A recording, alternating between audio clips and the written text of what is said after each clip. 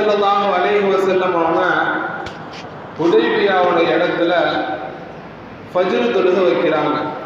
முந்தின இரவு சரியான மழை பெய்ஞ்சிச்சு. நபி ஸல்லல்லாஹு அலைஹி வஸல்லம் அவங்க ஃபஜ்ர் தொழுகை வைக்கிறாங்க சஹாபாக்களுக்கு. ஃபஜ்ர் தொழுகை முடிஞ்சதுக்கு பிறகு சஹாபாக்களை பார்த்து நபி ஸல்லல்லாஹு அலைஹி வஸல்லம் அவங்க சொன்னாங்க, ஹல் ததுருன மாதா கால ரப்புக்கும். சஹாபாக்கள்கிட்ட கேட்குறாங்க, உங்களுடைய ரப்பு அல்லாஹு தாலா என்ன சொன்னா அப்படிங்கிறது உங்களுக்கு தெரியுமான்னு கேட்டாங்க. அப்போ சஹாபாக்கள் எல்லாம் சொன்னாங்க, அல்லாஹு ரசூலுல் ஆலம்.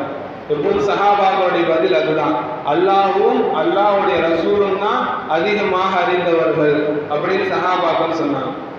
அப்போ நபி ஸல்லல்லாஹு அலைஹி வஸல்லம் அவங்க சொன்னாங்க, நேற்று இரவு மழை பெய்ஞ்சிச்சு.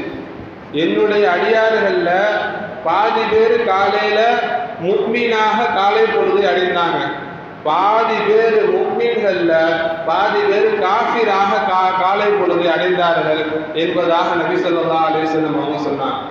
அப்போ நபி அவங்க விளக்கம் சொன்னாங்க, நேற்று இரவு நல்ல மழை பெஞ்சிச்சு.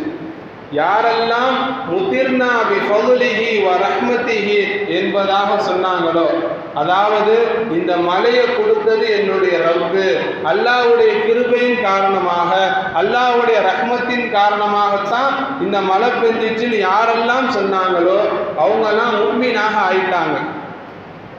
இதற்கு மாற்றமாக யாரெல்லாம் இந்தந்த நட்சத்திரம் இந்தந்த இடத்துல இருக்கிறனால தான் மழை பெஞ்சிச்சு, இந்தந்த விஷயங்கள் எல்லாம் உலகத்தில் தோன்றனால தான் மழை பெஞ்சிச்சுன்னு சொன்னாங்களோ அவங்களெல்லாம் காலையில் எந்திரிக்கும் பொழுது காபிராக ஆயிட்டாங்க என்பதாக நபி ஸல்லல்லாஹு அலைஹி வஸல்லம் அவங்க சொன்னாங்க. ஆக மழை பெய்யும் பொழுது காரணங்கள் எதுவாக இருந்தாலும் ஒவ்வொரு முஃமினும் சொல்லக்கூடிய வார்த்தை என்னவாக இருக்க வேண்டும் என்று சொன்னால், அல்லாஹ்வுடைய ரஹ்மத்தாக இது இறங்கியிருக்கு, அல்லாஹ் தான் மழை பொழிய வைத்தான் என்பதாக ஒவ்வொரு முஃமினும் இந்த மழையுடைய விஷயத்துல ரொம்ப